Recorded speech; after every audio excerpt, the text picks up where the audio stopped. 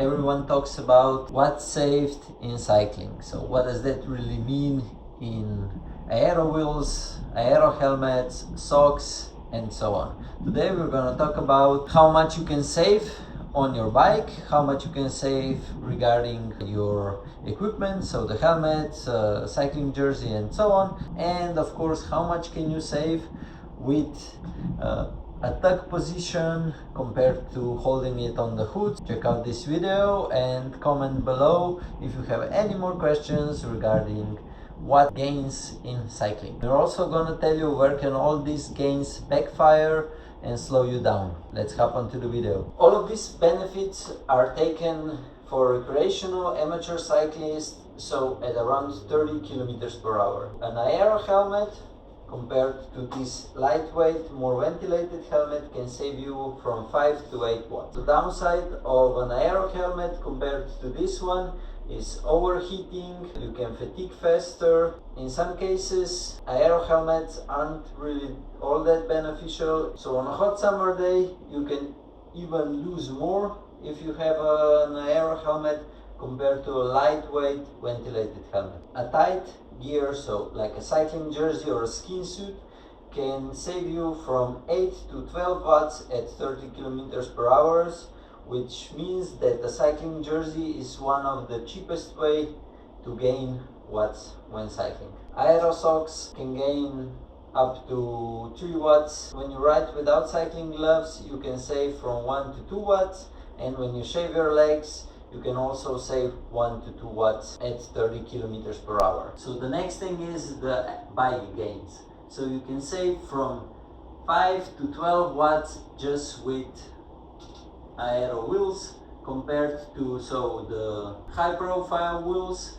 compared to shallower wheels from, let's say, around 30 millimeters, can save from 5 to 12 watts. Then we have the tires. Tires can save you from 3 to 6 watts compared to, let's say, the cheapest tire to what the pros are using. So for example, Vittoria Corsa Pro or Continental Aero TT tire.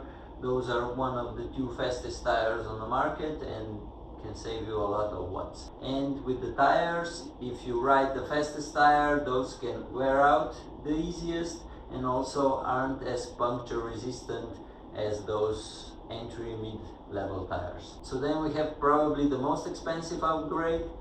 It's the frame set. The frame set can save you from 5 to 10 watts, but yeah, the problem is it's really expensive, so not a lot of us can really afford those aero gains. So then we have bearings, bottom brackets, clean chain, wax chain. All of that can save you from up to 12 to 15 watts, but keep in mind this is lab tested, so not in normal conditions. So all of those can save you around from 2 to 5 watts in normal conditions, but you need to have all of them. So ceramic bearings in the hubs, in the ratchet, in the bottom bracket. Then you need to have the wax chain and the OSPV. Those can, let's say, sum up to from 12 to 15 watts, but real life tests shows that it's more from around, let's say, on average around 3 watts. But to be honest, the OSPV chain, stuff like that, we usually ride just because it looks better, not because of the watt benefits. Then the next thing is the position on the bike. If you ride on the hoods compared to riding it here on the drops can save you from 8 to 12 watts. The next thing is the position. If you ride like this, or if you ride tuck down, you can save up to 30 watts just riding it in the tuck position. Then you have the handlebar width. The narrower the handlebar, it can save you up from 5 to 8 watts.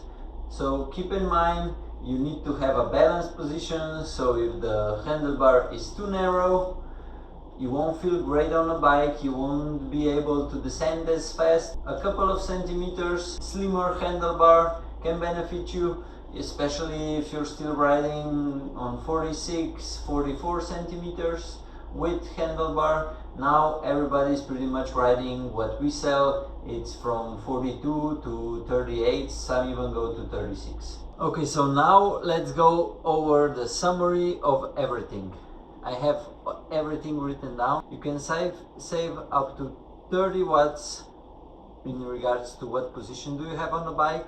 Cycling helmet, clothing, you can save from 15 to 20 watts, and wheels, tires, you can save from 15 to 18 watts. Drivetrain, let's say around 5 watts, and ceramic bearings you can save from 2 to 3 watts. So as you can see, you can save the most just being in an aero position. So at 30 kilometers per hour you can save the most being in an aero position. The next best thing is clothing and tires, but keep in mind the best position is the one that you're comfortable with, and also the same with the gear. Nothing really compares to being comfortable on the bike than to a position that you're not used to. You're struggling because you need to push also a lot of watts, and with a position that you're not comfortable with, you just cannot do that. If you sum up everything together, you can save up to 100 watts, but let's say in real life those gains are more around 50 to 70 watts, which is still crazy. So at 30 kilometers per hour, for the same watts you can push 33 kilometers per hour. That's still the difference between getting dropped in your cycling group and being the first on the climb.